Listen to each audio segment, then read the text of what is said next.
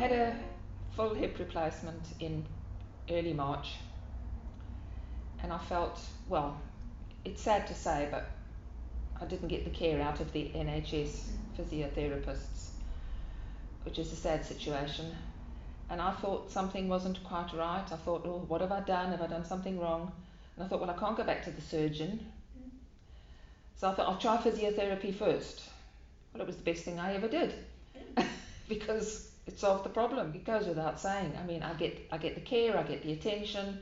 You make sure I'm doing it right. You show me what I'm supposed to do, whereas all they do is give you a piece of paper and say, get on with it.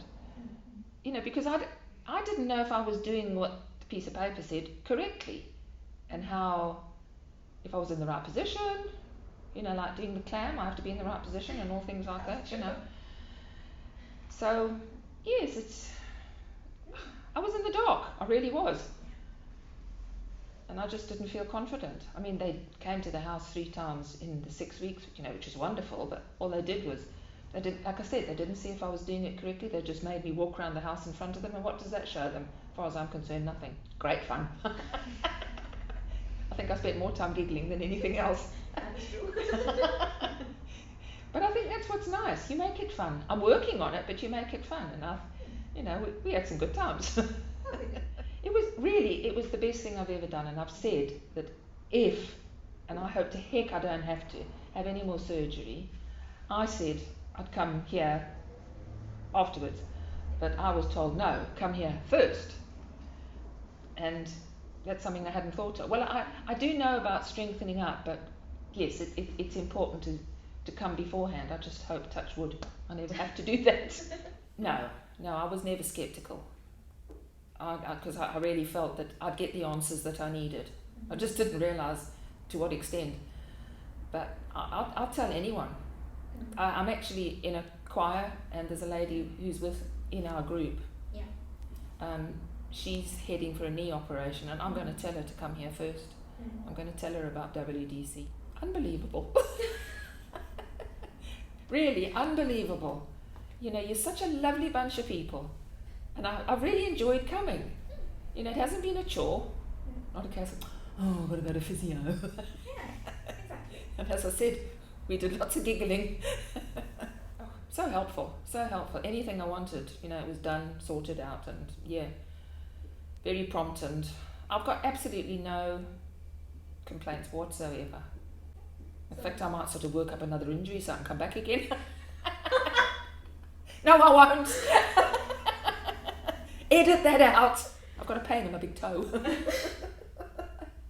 Like I said, you're already a part of the family. You don't need a reason to come and see us. No, and you've got me for walking every week. Oh my goodness. Walking is not my favourite hobby. I have to be, like, I can't just decide, oh, I'll go for a walk around the village. No, that's not me. I'm not a great walker.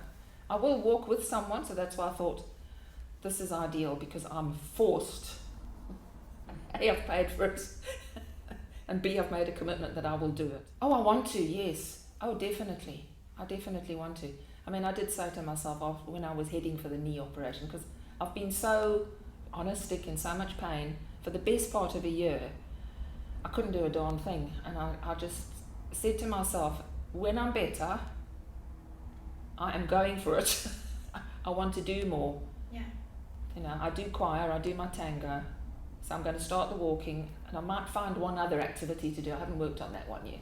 We'll find you one. Yes, I'm sure you would. I'm not a natural dancer by any manner of means, but I actually started it because it's a walking dance, and it teaches oldies like me. It helps them keep balanced. And my teacher, she works with people who've got Parkinson's disease because they have a problem balancing and what have you. And when they're dancing, it's amazing. They haven't got any problems whatsoever. It's quite incredible to see, because I'm not in their class, but we've had get-togethers where there's been someone who's come and chatted to us or whatever, and I've seen them, and I think, wow, it's really quite incredible. And that was why I went to her, to stop me from falling over. It took a little while. It did take a little while. It didn't happen immediately. And as you know, I've always had that stiff problem, but I said this morning that I think it's sort of going. It's going. I mean, I knew it would take a while, but I'm such an impatient person. And I've got no pain at all. I think I can go, but I really can't. It's only been 4.5 months since the surgery. I've just got to take the year that they said. I'm far more mobile. Far more mobile. I mean, if I go anywhere where I'm not sure, like I was on holiday last week in Norfolk, and I did take my stick with me, and I did use it a couple of times, because the ground's uneven, and I just needed that little bit of a safety blanket. It's in the car if I need it, but I'm trying not to use it. If I'm confident where I'm going, then I won't. And that's been an absolute godsend, because I said I've been on it for about 18 months. I thought I'm never going to get rid of this thing. But it's gone, and that's great. Very happy. Yes, I'm very happy. I feel more willing to get going and do things and what have you, Instead of sort of saying, oh, I can't do that, I've got a pain in my bum. Sorry, hip. I've got to push myself. No, Debbie, you've got to do it. Like this morning when I stood on the scale, I looked at myself in the mirror and I said, right, I've got to lose weight. So, yeah, I will be honest. There are a couple of nights when I think, oh, I really don't feel like it. But I do them. Yeah, and I've got the little app on my phone and I think, oh, yeah, that's right, And Himanshi's given me new exercises for my knee to hopefully stop me going for knee surgery again, because I don't ever want to do that again. That was horrible. I'm going at it. I'm keeping going. Because it's for my own good. The doctor and the surgeon and you girls can do what you have to do, but it's up to me to do the rest. So, at least that's what I keep telling myself. That is true. It is true. The doctor can put a joint in there, but it's up to me to do the rest. He's done his business. He's done his job.